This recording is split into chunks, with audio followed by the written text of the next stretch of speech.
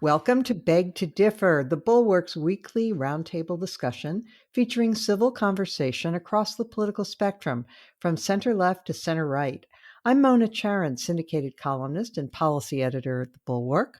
I'm joined by our regulars, Linda Chavez of the Niskanen Center, Damon Linker of The Week, and Bill Galston of the Brookings Institution and the Wall Street Journal.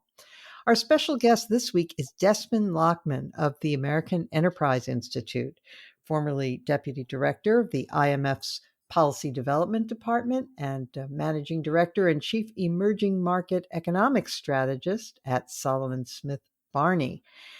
So, welcome one and all. Des, thank you so much for joining us. I was very thrilled to get your participation this week because you are one of the rare voices out there in the midst of a lot of cheering about this $1.9 trillion stimulus. Of course, Damon also has some reservations, but there's a lot of happy talk. And you've written a little bit about your worries about inflation.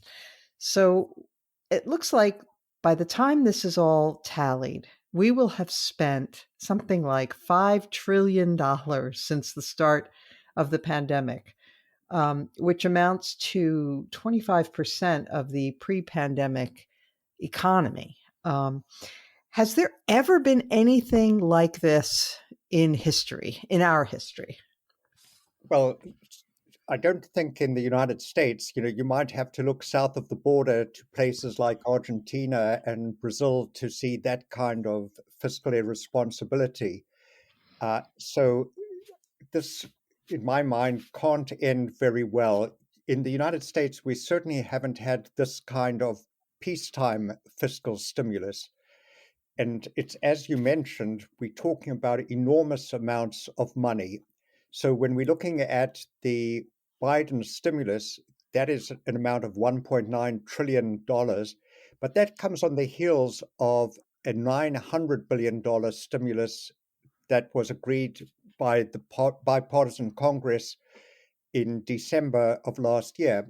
So what it means is that in 2021, the US economy is going to get budget stimulus of the order of 13% of GDP. And it would seem that that is really running huge risks, and I'd say particularly so in that the budget stimulus isn't the only thing that's going on. At the same time that we've got budget stimulus, we've got incredibly easy monetary policy. So what the Fed's doing is it's keeping interest rates low. It's continuing to buy something like 1.2 billion, 120 billion Treasury bonds each month.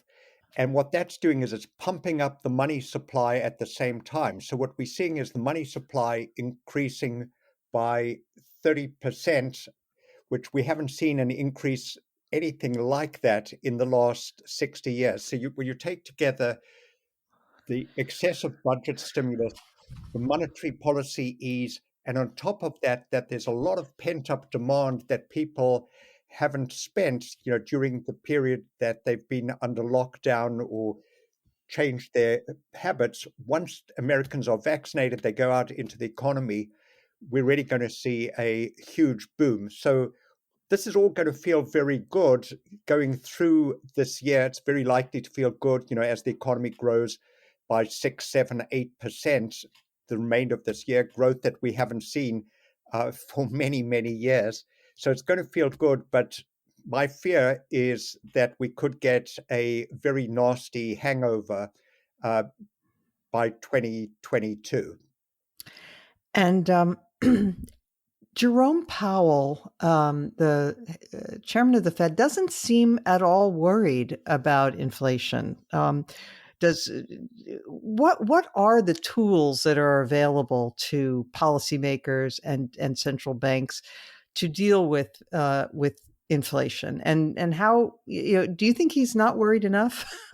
Oh, absolutely. That it's not, if it was just me that was thinking that that would be one thing, but it's what you're seeing in the bond market.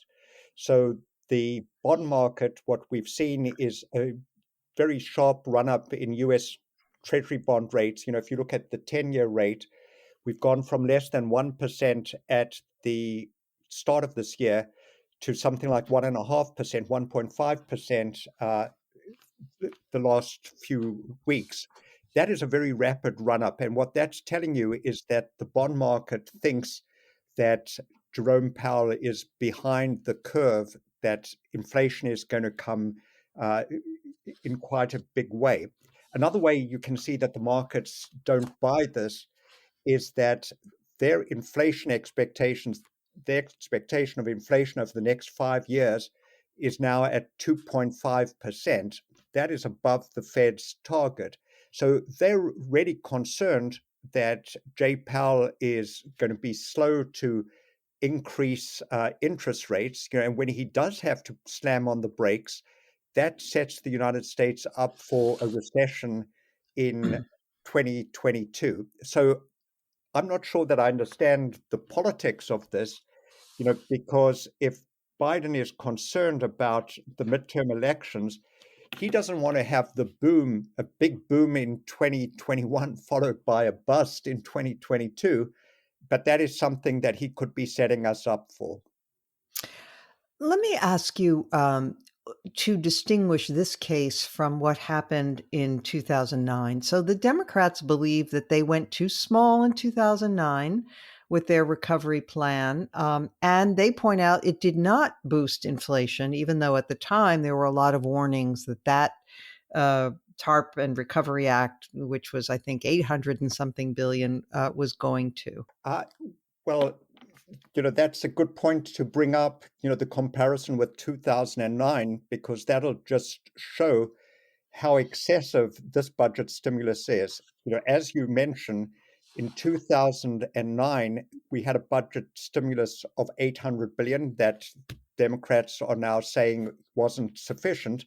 The economy was in very much worse shape in 2009 than it is today. Fast forward to today, and what we're seeing is a budget stimulus that is more like $2.8 trillion. So we're talking about an order 3 times the amount of 2009. So maybe 2009 was too small, but it wasn't too small by $2 trillion. So this is really what we're talking about. You can make the argument that it was too small. Maybe we needed the Biden plan to be $1 trillion, but something like $2 trillion, you're talking about huge amounts of money that are going to be going into the economy, and that really risks setting off the inflation. When you mention 2009, I should mention another risk that they running, which is more serious than the inflation risk that people like Larry Summers keep pointing out, and that is that you can get financial market dislocation, because it's good to remember that this budget experiment, this monetary experiment, is occurring in the context of what economists are now coming to call an everything asset and credit market bubble. By that, what they mean is that we've got asset prices like equity prices, for example. Equity valuations today are at levels that we haven't seen since the pre-1929 crash. So we've got very high equity prices, we've got very high house prices, we've got credit markets that are way overextended. And all of those markets are making the assumption that interest rates are going to stay low forever. What Biden's plan is risking is that if interest rates do rise, and as I mentioned, we've seen that rise already, we've seen first signs of it, that if, as you get the inflation, the interest rates go up, those bubbles in the financial markets could burst. And we know from 2009 that when that happens, that's not a pretty picture. So that is another reason why I believe that an excessive budget stimulus is really taking huge risks with the American economy. Damon, you wrote this week that you were concerned about this lack of limits that the Democrats seem to, they don't seem to think that there are any constraints on how much you can spend. Yeah, I mean, strictly speaking, they do think there are limits. I think most, at least aside from those who are kind of infatuated with modern monetary theory, which does seem to posit no limits, most people, especially elected Democrats, especially those in the Biden administration, recognize basic economic reality that, for instance, if we did get to full employment, and then kept doing what we're doing, then we would clearly have a major spike of inflation. But short of absolute full employment, they sort of feel like, pedal to the metal, hit the gas, and just keep spending until we get there. And that does create, in comparison to kind of the norm of the last 40 years, it does create a new dynamic where Democrats feel like it is perfectly fine to just sort of spend anything and everything in order to get the economy running at a very fast clip. And it does create a very strange set of political incentives that I think could be pathological. For instance, all of the stuff that's in this $1.9 trillion relief package, there's a ton in that we can't get into, but we're sending checks to huge numbers of Americans. $1,400, I think, is what they settled on. Plus, we've started the child subsidy payments, which I support in principle as a good thing for the government to spend money on for all kinds of reasons, but we have that in there. Then there are a lot of supports in other aspects of the economy as well. And if in principle the idea is to just keep spending until we get to full employment, it's not clear to me why, again, on principle, Democrats wouldn't come out in favor of starting to, in terms of deficit spending, tackle climate change in a big way and finally get us to universal health care. I mean, Bernie Sanders ran for president the last time, proposing something on the order of 60 trillion to 90 something trillion dollars in spending. And note that that's a huge difference there, but it shows how kind of open ended the spending proposals were, that people can't even agree on whether it's 60 or 97 trillion. It was like monopoly money. Yeah. And that's precisely the right metaphor, because when you get to the point where we are now, where you have the Fed with its incredibly easy money approach combined with just enormous federal outlays, it's not even clear, like, where is this money coming from? We're not literally like printing money the way we used to talk in a more literal way, but unbelievably huge amounts of cash are being flooded into the market and into the economy. And it's not clear to me how, once you start doing that, you have any place on principle from which to say, no, that isn't a big enough priority to spend on, because then the other side can always say, well, we spent money we didn't have on these other things. Why can't we spend money we don't have on these things? Right. And the normal way politics works is that you have constraints that can't be moved, because you can't spend beyond a certain amount without raising taxes, which is unpopular. So you're constrained, and within those constraints, you prioritize. But if there are no longer constraints, then everything seems to somehow get flattened out as equally important, because everything we're spending is sort of made up monopoly money. Why not spend some more made up monopoly money on my pet project? So Yeah. I'm concerned about that dynamic. Yep. I thought that was a really good point in your column. Linda, Bernie Sanders is getting up there in age, and so he doesn't have the excuse of not being able to remember what the inflation of the 1970s was like. But I remember it. I was in high school, and I remember that there was a lot of panic, especially because inflation hits the elderly very hard, because who are living off their well, in addition to Social Security, they're living off their savings, which is eroded by inflation, and it's very tough on the poor. And so I am I'm wondering whether this gamble that the Biden administration is taking is worth it. I mean, it seems to me that the risk is tremendous. It is tremendous, and I just want to thank Desmond for completely ruining my day. And Damon didn't help. I'm 73 years old. I was sort of hoping to retire in 2022, and if the stock market indeed does crash, I'm going to be in very, very bad shape. It's not going to be nearly as nice a retirement as I hoped. And I think the problem is we have forgotten what an enormous tax really inflation is and who it hurts the most. And of course, it hurts the most the middle class and the poor, and as you suggested, the elderly. And I mean, it is impossible for me to believe that you can pour this amount of money into a system, and particularly one where we are not in 2009 today. The economy is not in the shape that it was in our last big recession.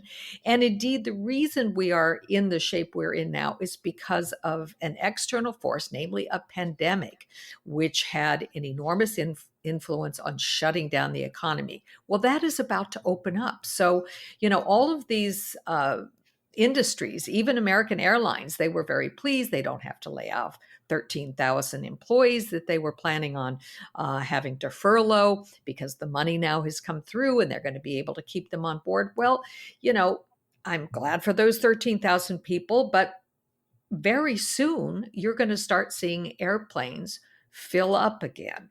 And that is going to mean that, many of those 13,000 may not have been furloughed for very long. So I think, we used to think of the Democrats as the tax and spend party. Well, they've forgotten the tax part.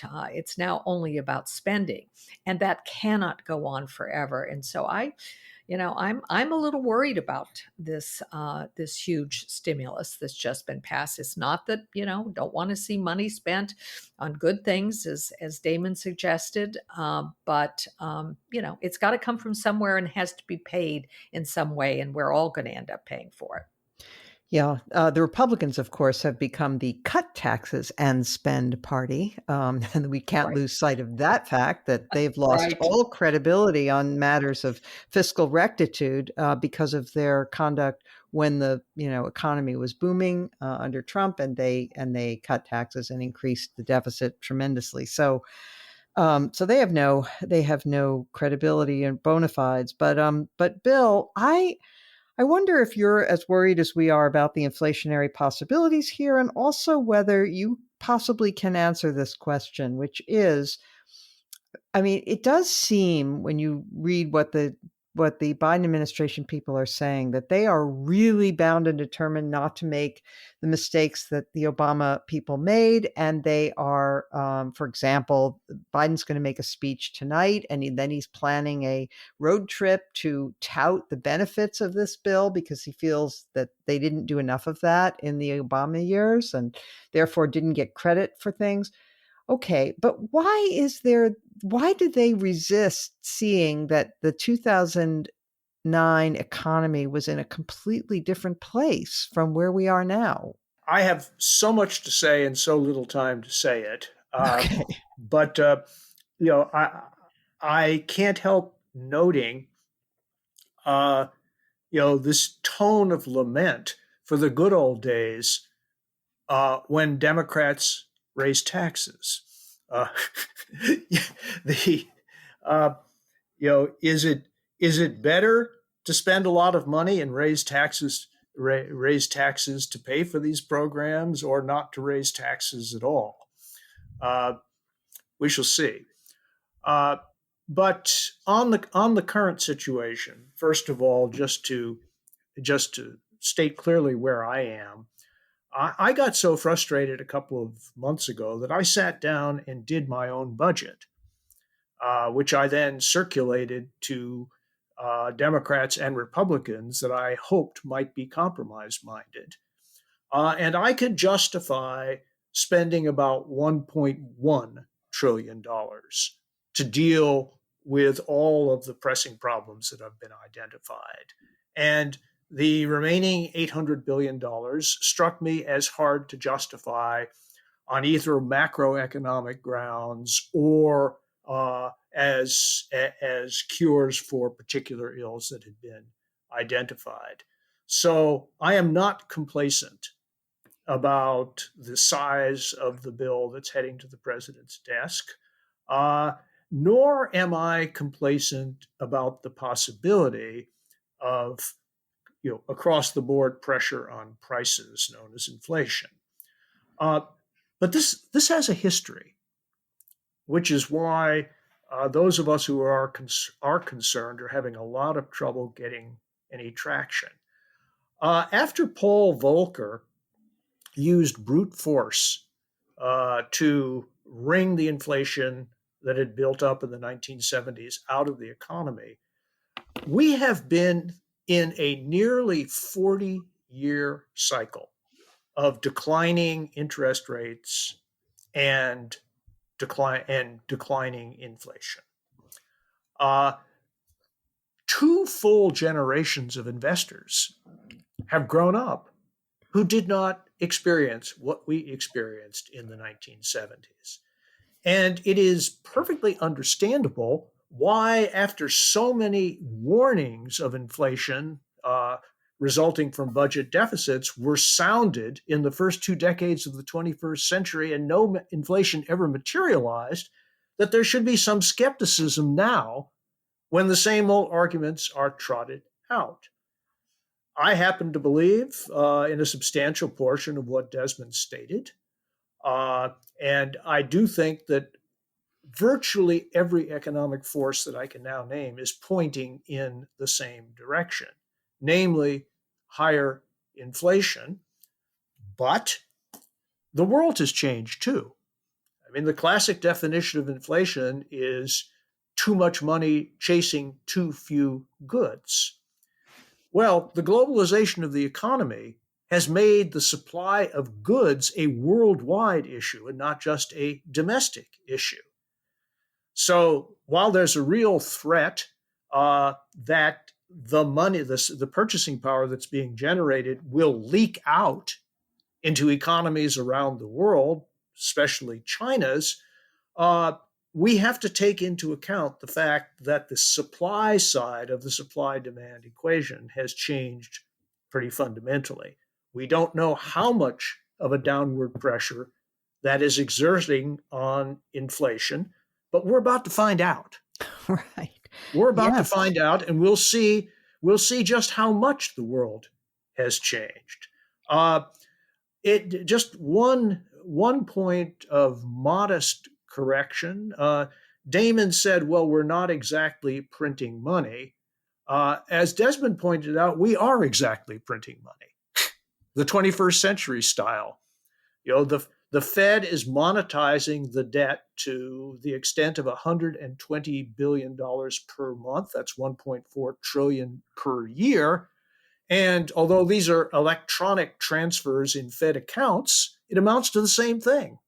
And you don't have to be a dyed-in-the-wool monetarist to worry about the consequences of increasing the money supply as fast as we've been doing in recent months. And down the road, things are likely to happen on the inflation front that we're not going to like as a country. But to conclude, nobody knows how big these effects are going to be in the new world economy in which we're living.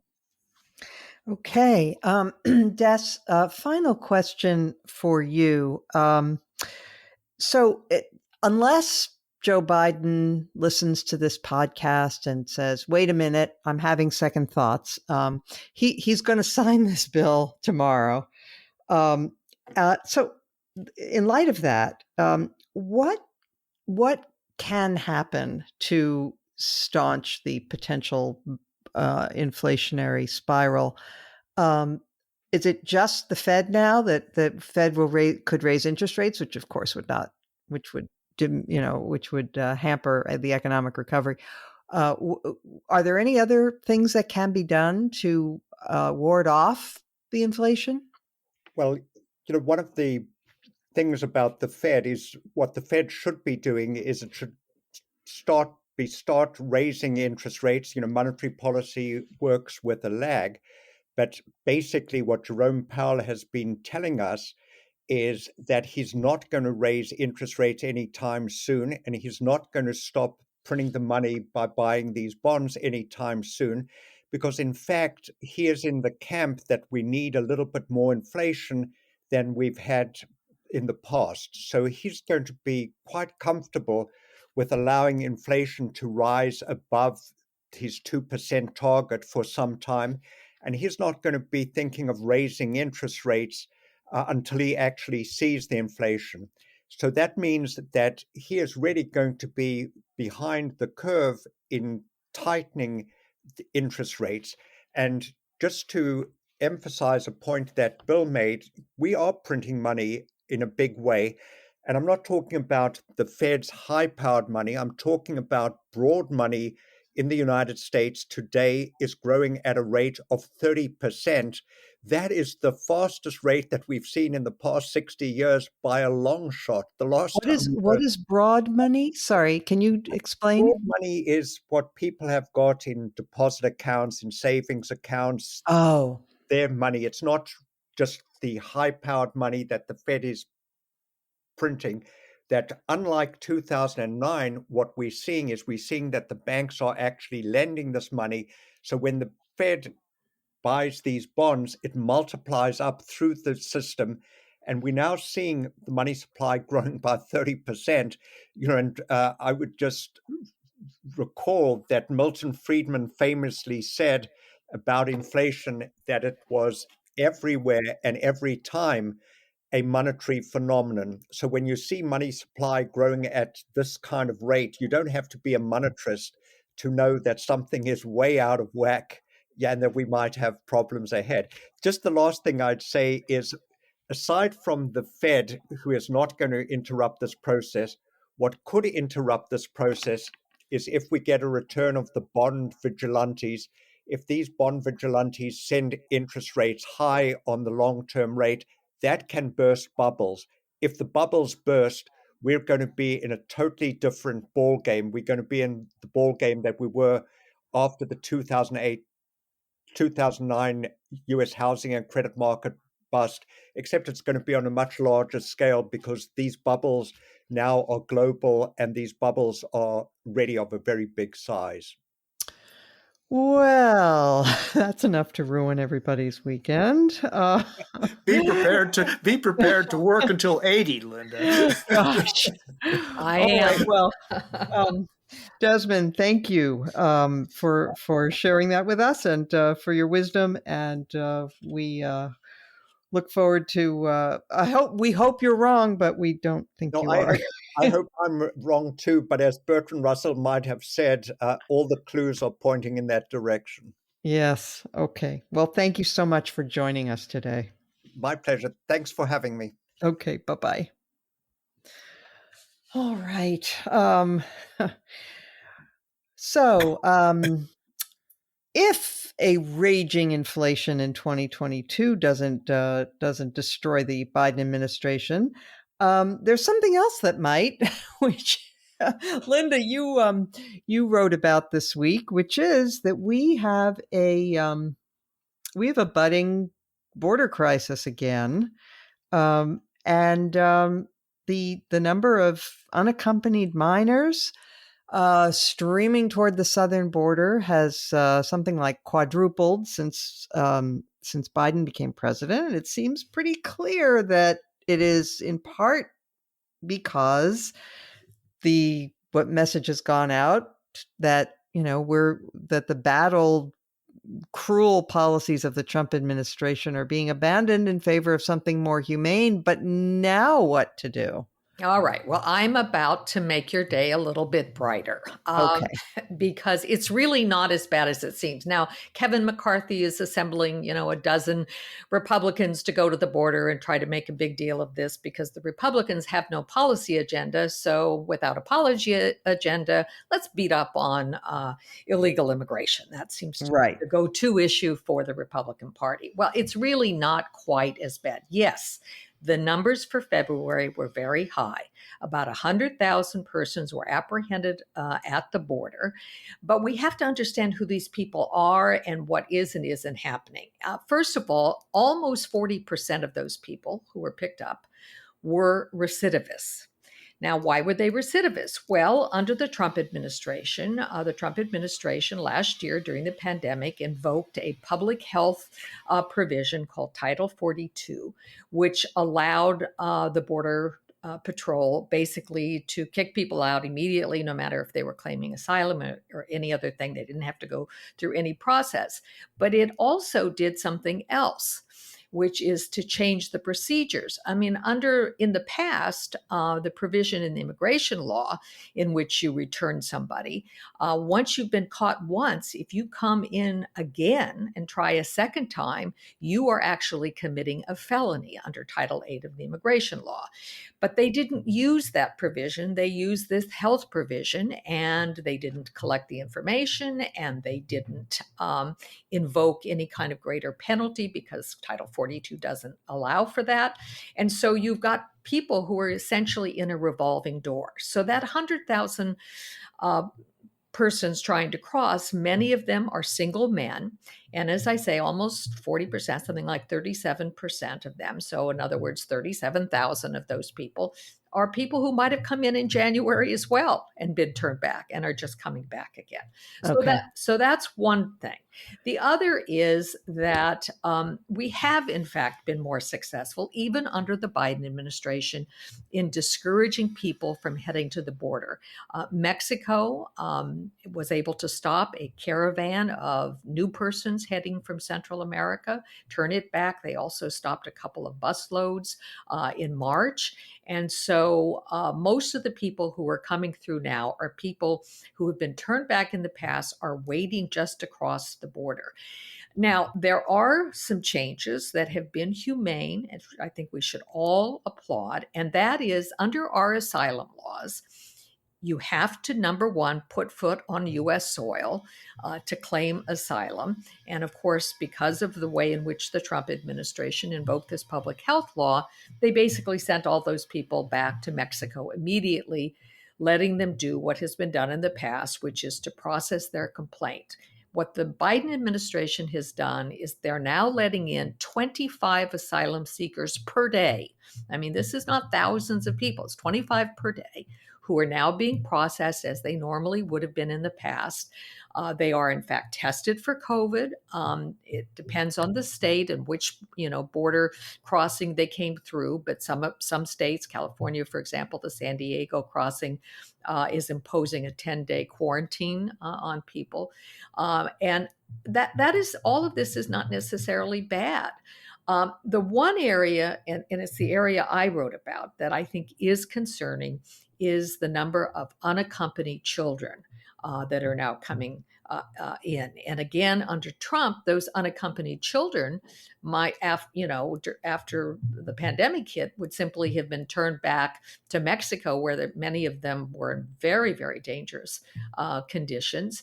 And so last month, there were 9,000 unaccompanied children. That's almost double what it was in January. And that is difficult because it's a very specific procedure, which I outlined in the article I wrote for the Bulwark, about what you do with those children and how quickly they can be processed through the system and put in either foster homes or, in many cases, most cases really, with family members who are already here. But the most important thing I think that the Biden administration is doing and should be applauded is that they have asked for $4 billion to try to deal with this problem at its source. these people are coming here because they're fleeing conditions having to do with drug cartels and gang activity and criminal activity and corruption, which makes it very dangerous for them to live in their home country. And so that money, which would be aid to Central America, and not to governments, but to through the private sector and in cooperation with the private sector and non-governmental organizations, try to get a hold of what is actually happening that is driving these people. So it's not quite as bad, but that doesn't mean that on Fox News and in Republican circles, you're not going to see an enormous, blowback because of these new numbers.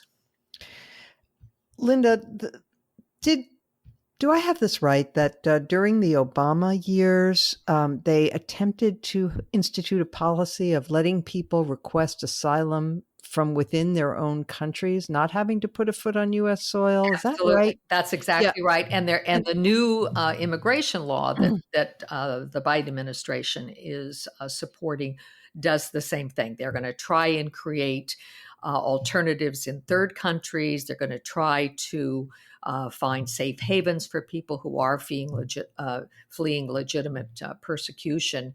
And that's the only way to solve this. You can't, I mean, the asylum laws that we created were not really intended, I don't believe, for the purpose for which they are now being used. Extreme poverty is obviously terrible, but that is not what the asylum laws were originally intended for. They were meant more for religious and political persecution. So they are going to try and deal with this, and hopefully they'll do it in a humane way. And by the way, listeners can go to the National Immigration Forum's website. There is an explainer on what's actually happening at the border. I'm a senior fellow there now, and a lot of this is available if you want to look into it further. Thank you. Bill Galston, I was looking at a survey about what Republican base voters really care about. And there are very few issues that are not culture war kinds of things that really excite them, except this one, except immigration. This is a potential major political vulnerability, I think, for the Democrats. Do you agree? It is a potential vulnerability, but there's a difference between thunder on the right on this issue and broad-based opposition to what the administration is doing.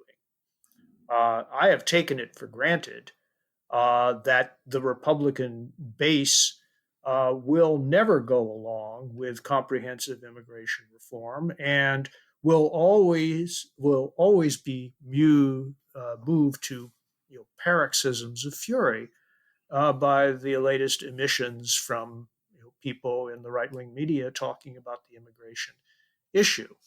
The question, it seems to me, is whether the broad-based coalition that brought Joe Biden to power, coupled with reasonable Republicans who understand that the current status quo is not sustainable, are going to get together and try to have a more reasonable conversation about what needs to be done. I have to say, a skeptic that the Biden comprehensive immigration reform will do any better than comprehensive packages that have preceded it over the past 15 years.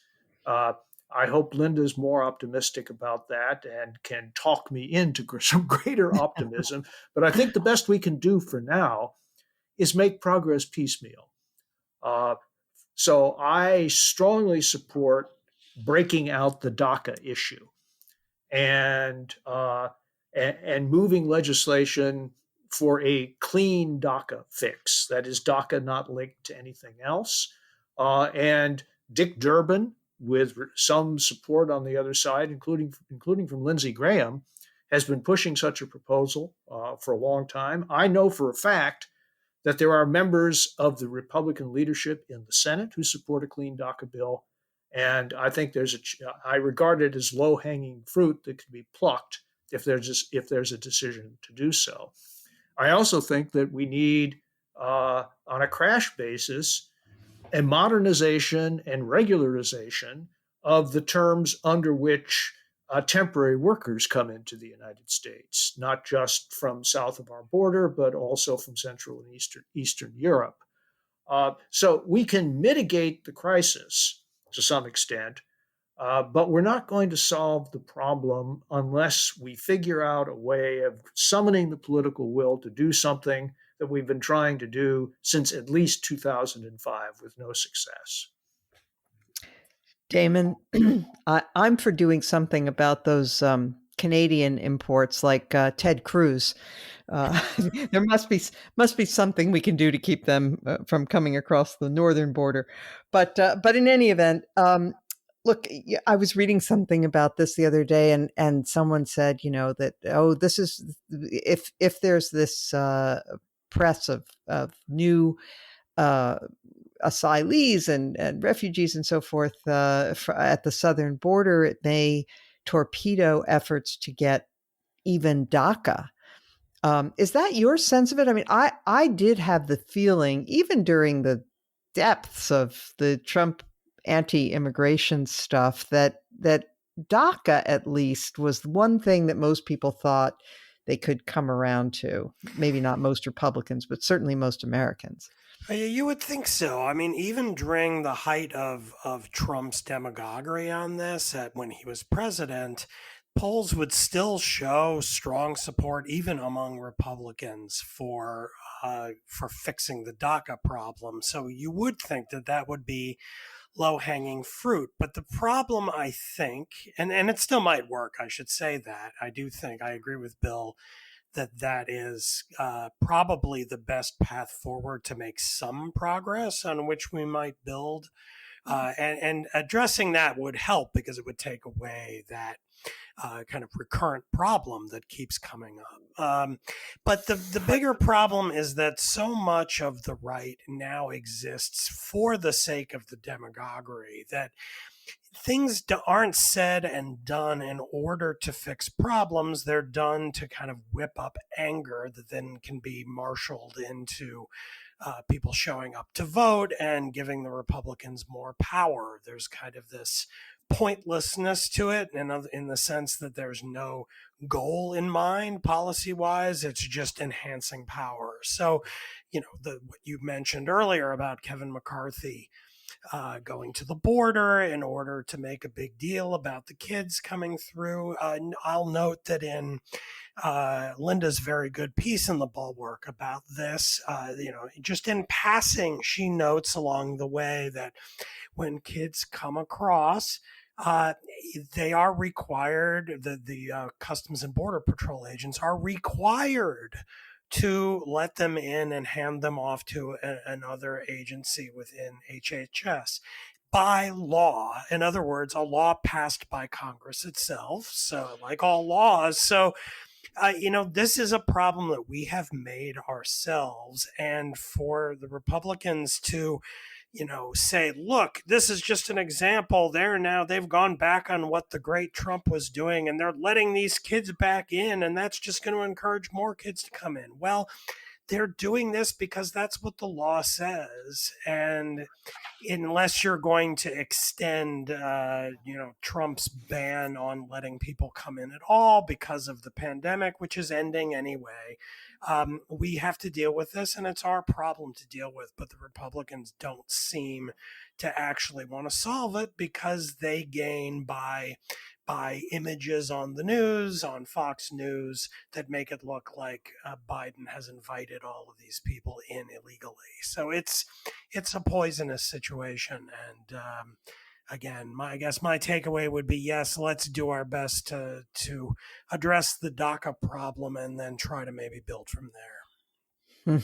So when you said it's a poisonous situation, my first thought was, situation normal. Yeah, probably.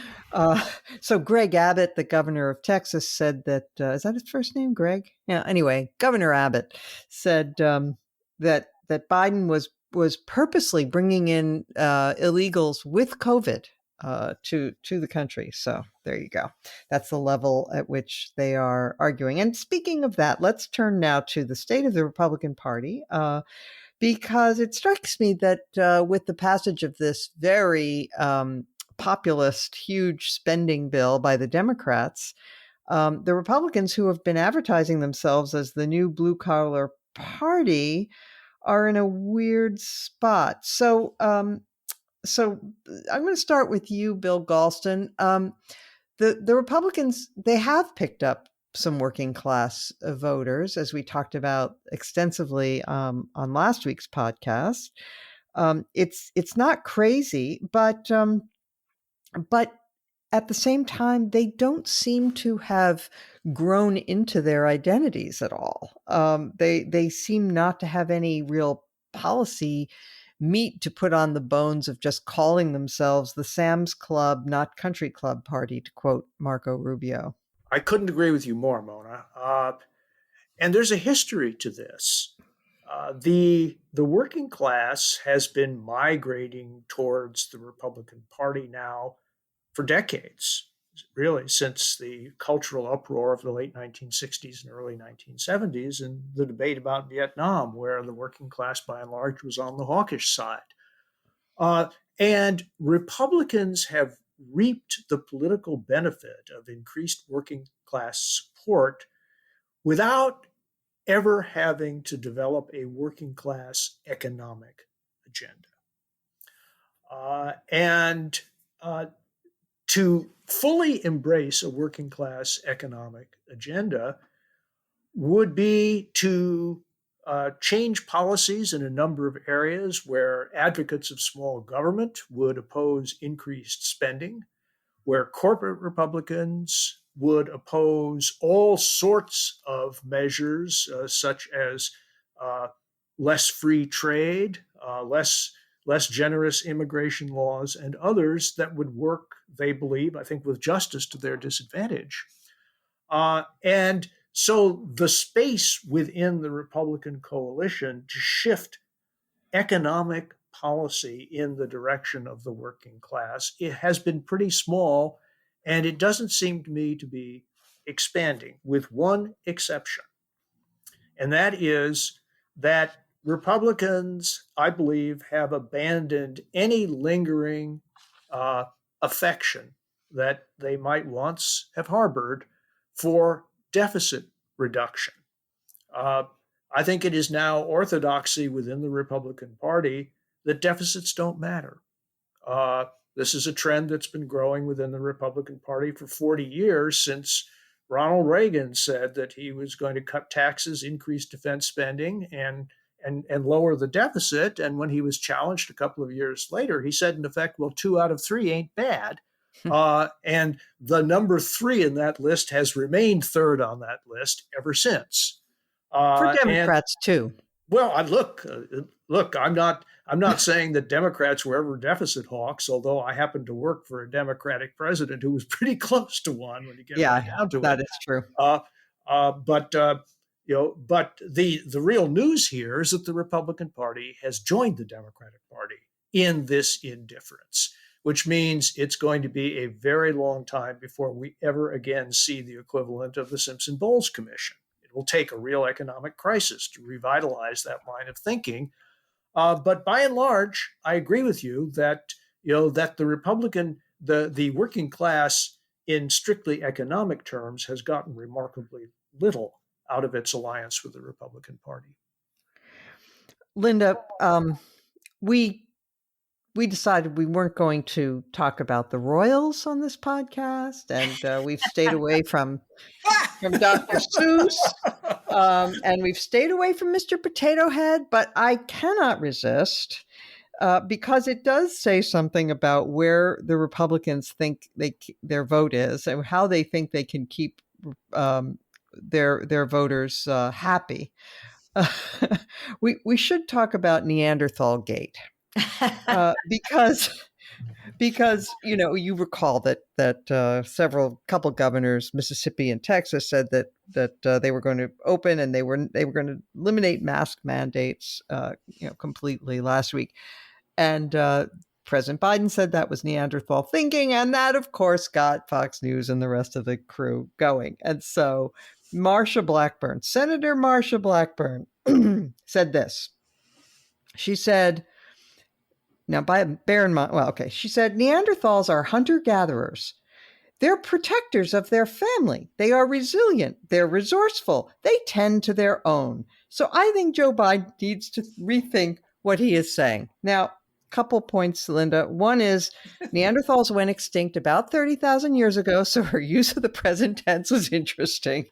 But is that the best way to keep the working class happy? Is to defend Neanderthals? Well, I beg to differ in disagreeing with you. Yes, as a group, they went extinct. But for any of you who have taken the 23andMe or some of the other DNA tests, you can in fact find out how much Neanderthal DNA you carry. That is true. And I have to say, I'm a conservative, but I have less apparently than the average person of Neanderthal genes. So, by the way, they had bigger brains than modern Homo sapiens. They did. Yes. And it now appears that they had language. We're finding out that they were at least capable. So Marcia, we're with you, baby. Yeah, we're with you. But look, I do think that was a mistake on his part. So we all remember what the deplorables accusation cost Hillary Clinton. Some people think it may have cost her the election when she referred to the basket of deplorables that constituted Donald Trump's base.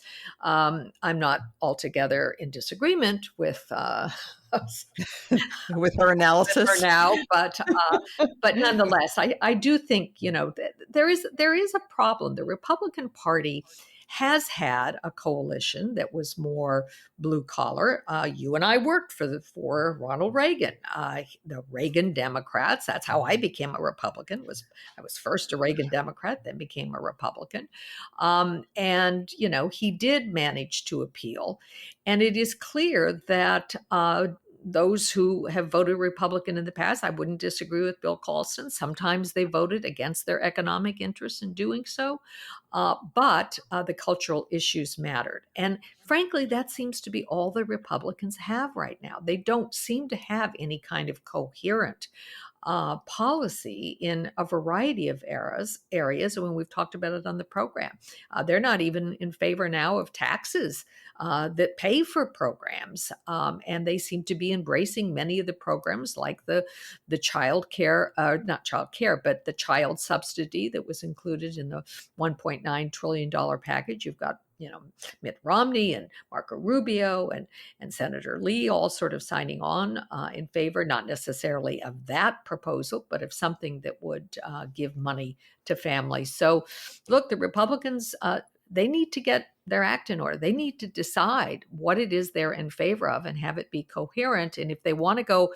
after blue collar workers, I think they're going to need more than just a crisis at the border to do so. I would just add, though, that I think it's fair to say that Republicans have not been for raising taxes. They've been all about cutting taxes for the last several decades since Reagan. And so you had this great symmetry of Republicans always cutting taxes and Democrats always raising spending, and Republicans too. And so we're in the hole we're in. But Damon, there's been another Republican senator who announced that he's not seeking re-election this week. That was Roy Blunt. So that the total now comes to 5. Roy Blunt, Richard Shelby, Richard Burr, Rob Portman, and Pat Toomey have all announced they are not seeking re-election. Some people have called them the governing wing of the Republican Senate. What's your analysis of why they're bailing out? Well, I haven't interviewed any of them, so I don't really know in any particular case, but I guess I would do the pundit thing and speculate and say that it probably is pretty unpleasant to be a Republican office holder right now, unless you're very much of the kind of Trumpian ilk and sort of get off on and thrive on being talked about on social media, going on Tucker Carlson, and speaking to crowds of people who cheer on kind of red meat. That's pretty much all that there is these days on the right, unfortunately. And so I think of these older guys, who've been around for a while. They've been in the Senate for a while. They've enjoyed the perks and the stature, and maybe even contributing in some ways to issues that they care about, and probably think that the future looks darker than the past, and it's time to get out. 6 years is a long time to hold a term, and someone like Pat Toomey, like, it's so funny as a sort of Democratic leaning centrist, and I live in Pennsylvania. When he was elected, I thought, oh, he's so like libertarian economic, like he's the club for growth. Like I really didn't like it at all. And now, just a couple of terms later, I'm like, he's one of the good ones. He actually stands up to Trump and actually cares about, I don't know, the rule of law. Wow, that's rare. So I for someone like that, I definitely sort of feel for him. Like, yeah, I don't blame you. If I were you, I probably wouldn't want to deal with this crap anymore either. It's pretty thankless. I think the people who really who are kind of thriving in the current environment are those who have been willing to kind of flip a switch in their brains and embrace this new Trumpian style of politics that's almost entirely based on negative partisanship, attacking the left, sort of either explicitly lying or doing extreme exaggeration, like Kevin McCarthy. This will be my one example of this, and of course he's in the House, not the Senate, but it's the same dynamic that.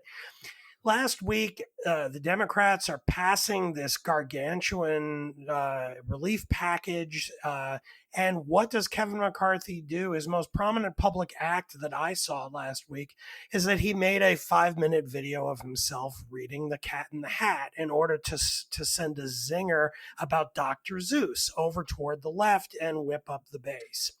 If you can get into that and, leave that 5-minute videotaping and feel like, I put in a good day's work in the name of the public interest, then Washington is the place to be.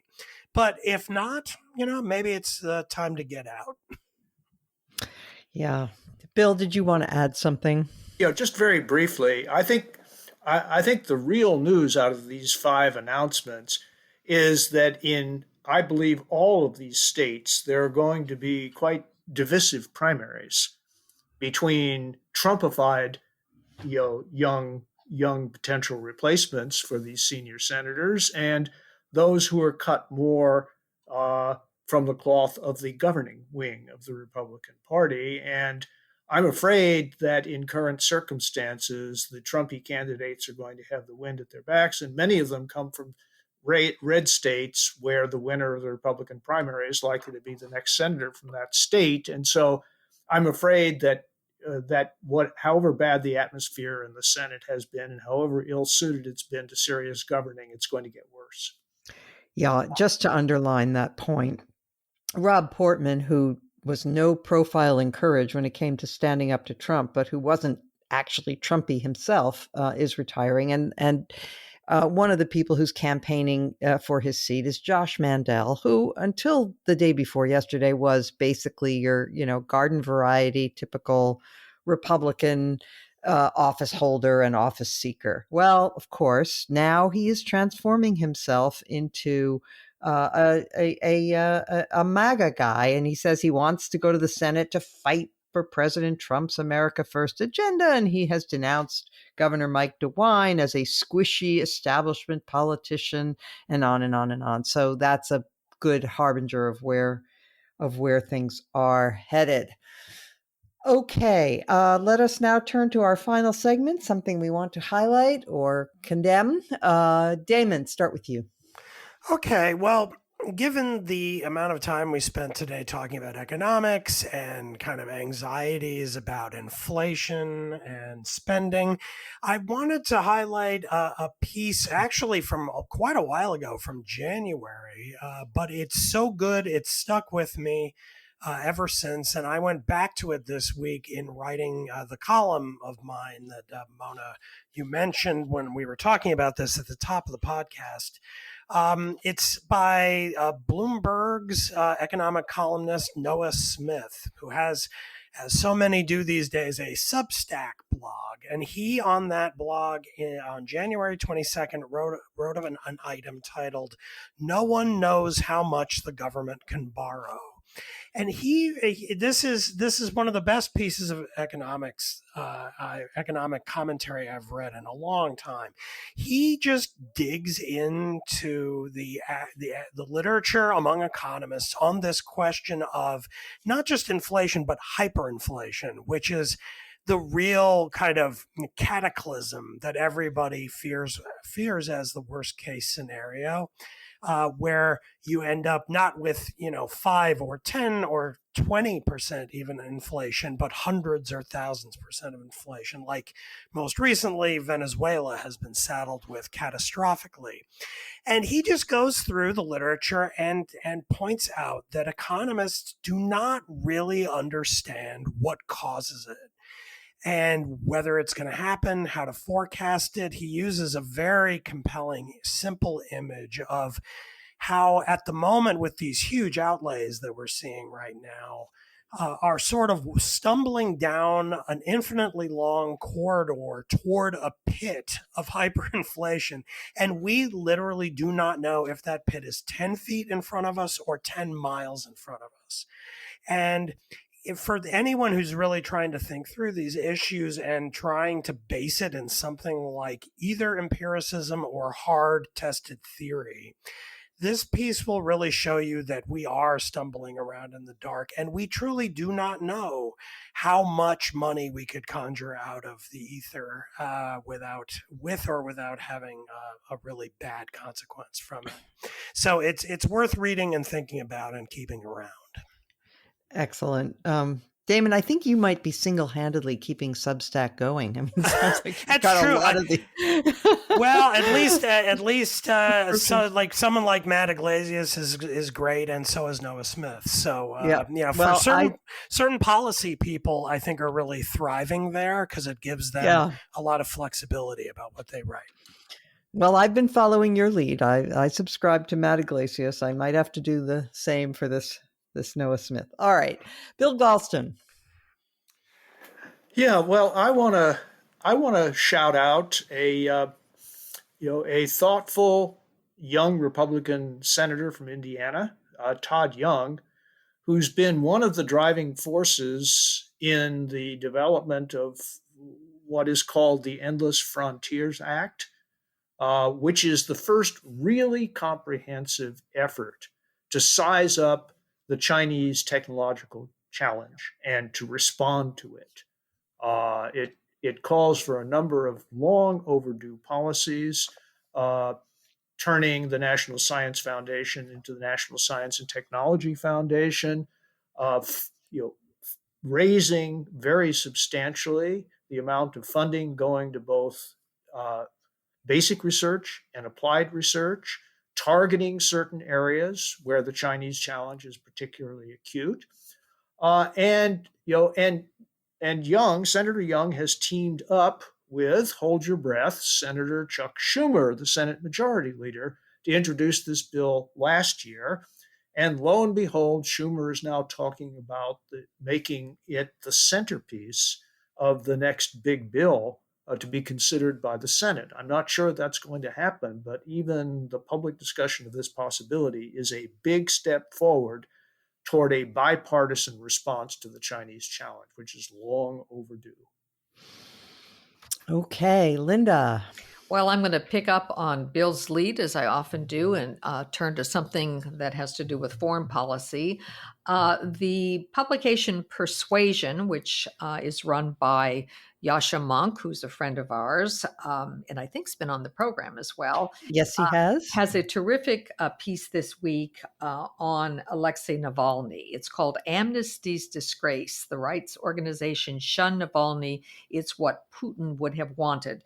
As I'm sure our listeners all remember, Alexei Navalny was on death's door. He was poisoned by Putin's thugs as he was leaving Russia, and he eventually returned because he has been the leading opposition to Vladimir Putin. And he was recently sentenced to 2.5 years in a labor camp, and he's now sort of disappeared from sight. We're assuming that he has been sent off to a labor camp, and he was considered in the past by Amnesty International as a prisoner of conscience. But he's now been taken off the list. And this article by Yevgenia Albats goes into Navalny's history. Navalny is not exactly the ideal opposition to Putin. For those of us who believe in democracy, he has had ties to the nationalist movement. He's called, he's in the past, he's made some unfortunate comments and allied himself with some people that were not altogether great. But the idea that he is somehow a fascist or a Nazi, as apparently Putin's people are trying to promote and Amnesty may have picked up on, is simply wrong. So I just recommend it to our listeners. Okay. Bill, did you have something you wanted to add? No, ma'am. Oh, sorry. Okay. All right. Well, mine, let's see. I have two quick things. One is I was paging through the executive orders issued by President Biden, as one does. And I noticed that he has revived the White House Office of Faith-Based Initiatives, which is interesting because it was started by George W. Bush. And it was headed at first by a Democrat, John DiIulio, friend of mine. And then it was allowed to sort of go into desuetude, though it was still on the books during the Obama administration. It kind of had a low profile. But Biden is choosing to revive it. It's an interesting thing to note because there are some people, especially on the right, who think that they have a monopoly on religious in concern or sympathy, and Biden is actually a churchgoer, and even though he doesn't apparently agree with the Catholic Church on things like abortion, he does take his religion seriously. So it'll be interesting to see what he does with this office. And my other quick item is from the Bulwark.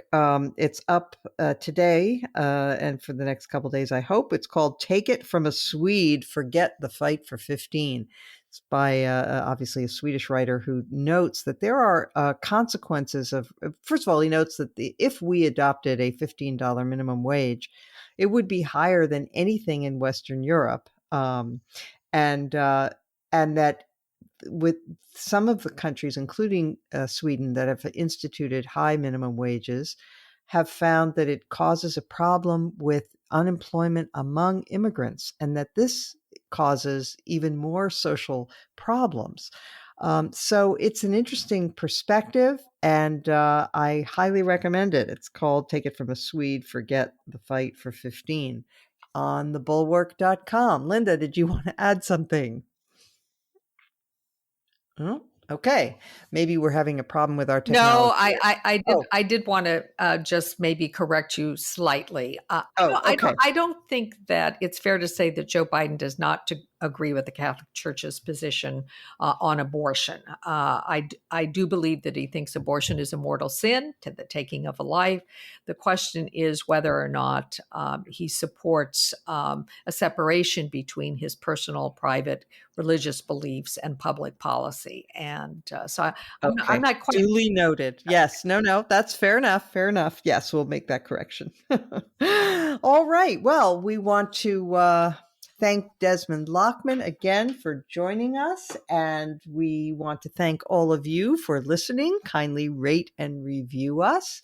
You can find my email if you go to thebulwark.com, and you can also become a member of the Bulwark and join us for our live streams. We're going to have one tonight. We have one every Thursday night for our members, and it's informative and fun.